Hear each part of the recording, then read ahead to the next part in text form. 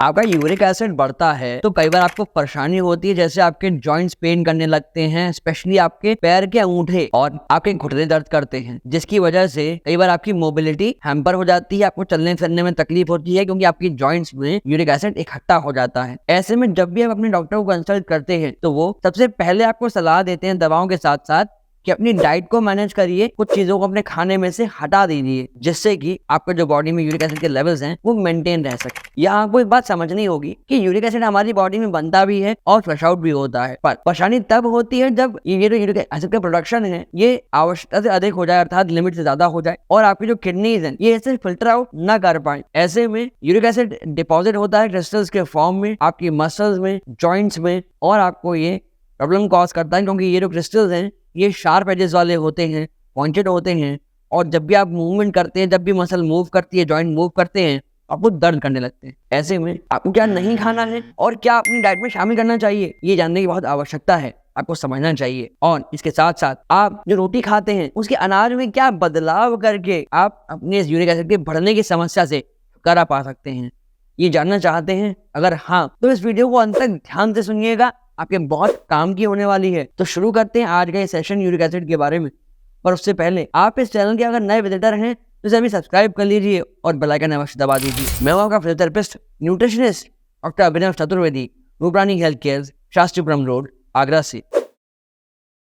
सबसे पहले तो ये जानिए कि डॉक्टर जब आपसे कहते हैं कि अपनी डाइट को मैनेज करिए तो आपको क्या अपने भोजन में से हटा देना चाहिए, क्या खाना बंद करने से आपकी बॉडी में जो यूरिक एसिड के लेवल्स बढ़ रहे हैं एटलीस्ट बढ़ना रोक सकते हैं। इसमें सबसे पहले होती हैं दालें, क्योंकि ये आप सभी जानते हैं कि ऐसे फूड आइटम्स जिनके अंदर प्यूरिन्स की मात्रा ज्यादा होती है वो आपको नुकसान कर सकते हैं, आपकी बॉडी में यूरिक एसिड के लेवल्स को बढ़ा सकते हैं। तो आपको दालों को अवॉइड करना चाहिए, विशेषकर जो दालें छिलके वाली होती हैं, जैसे कि अरहर की दाल होती है, उड़द की दाल है, ये काफी रिच होती है प्यूरिन्स में, आपको नुकसान कर सकती है। इसके साथ साथ आपको अवॉइड करनी चाहिए गोभी, अरबी की सब्जी, छोले, राजमा। ये तो हुए कुछ ऐसे खाद्य पदार्थ जिनका सेवन आप अपने रोजमर्रा के जीवन में करते हैं, पर इसके साथ साथ आपको जो कार्बोनेटेड ड्रिंक्स हैं, अर्थात जो शुगरी ड्रिंक्स होती हैं, जैसे कि वो कोल्ड ड्रिंक्स हो सकती हैं, वो एनर्जी ड्रिंक्स हो सकती हैं जिनके अंदर शुगर की मात्रा ज्यादा होती है, आपको रेड मीट से बचना चाहिए क्योंकि इसके अंदर भी प्यूरिन्स की मात्रा बहुत ज्यादा होती है। इसके साथ साथ जितने भी बेकरी आइटम्स होते हैं, जैसे कि वो कुकीज हो गई, वो पेस्ट्रीज हो गई, केक्स हो गए, आपको इन सबसे बचना चाहिए। हाँ, कई बार ये भी देखा गया है कि अगर आप बटर यूज करते हैं तो उसके वजह से भी आपके जो यूरिक एसिड के लेवल्स हैं वो बढ़ सकते हैं। ऐसे में उन्हें भी आप अवॉइड करें। आशा करता हूं आपको ये सब कुछ समझ आया होगा, जिससे कि एटलीस्ट आप इनके सेवन से बचेंगे तो कुछ तो आपको लाभ होगा, राहत होगी। इसलिए इस वीडियो को लाइक अवश्य कर दीजिए। अब जानिए कि कौन से फूड आइटम्स हैं जो अपनी डाइट में इंक्लूड करने से आप यूरिक एसिड के लेवल्स को बेटर कर सकते हैं, इंप्रूव कर सकते हैं। तो इनमें सबसे अच्छी जो चीज है जिसका आप सेवन कर सकते हैं वो है मशरूम। हाँ, ये बात सत्य है कि मशरूम की कई सारी वेराइटीज आती हैं, इनमें से कुछ फायदा करती है, कुछ नुकसान भी कर सकती हैं। तो ये आपको कंसल्ट कर लेना है अपने डाइटिशियन को, अपने डॉक्टर को, कि क्या हम मशरूम का यूज कर सकते हैं अपनी डाइट में। इसके अलावा जो डेयरी प्रोडक्ट्स हैं, जैसे कि दूध हुआ या कॉटेज चीज हो गई, आप पीनट बटर का यूज कर सकते हैं, आप स्प्राउट्स का यूज कर सकते हैं, आप मटर का सेवन कर सकते हैं। साथ में आपको सेवन करना है सिट्रस फलों का, जैसे कि वो संतरा हो सकता है, वो कीवी हो सकती है, जिसके अंदर विटामिन सी की अच्छी मात्रा होती है और ओमेगा 3 अच्छी मात्रा में होता है। पर अगर आपको अभी कोई समस्या लग रही है तो आप कमेंट सेक्शन में हमें कमेंट करिए, हम प्रयास करते हैं आपकी दुविधाओं का हल आपको प्रदान करने का। अब वो मुख्य बात कर लेते हैं कि अपने कौन से अनाज को किस तरह से सेवन करके आप अपनी बॉडी में बढ़े हुए यूरिक एसिड के लेवल्स को कंट्रोल कर सकते हैं, मेंटेन कर सकते हैं। तो उसके लिए आपको जो गेहूं को रिप्लेस करना है वो करना है ज्वार और बाजरे से। कोशिश करें कि आप एक टाइम बाजरे की रोटी खाएं, एक टाइम ज्वार की रोटी खाएं। अगर हम ज्वार की बात करें तो ज्वार के अंदर बहुत अच्छी मात्रा में मैग्नीशियम,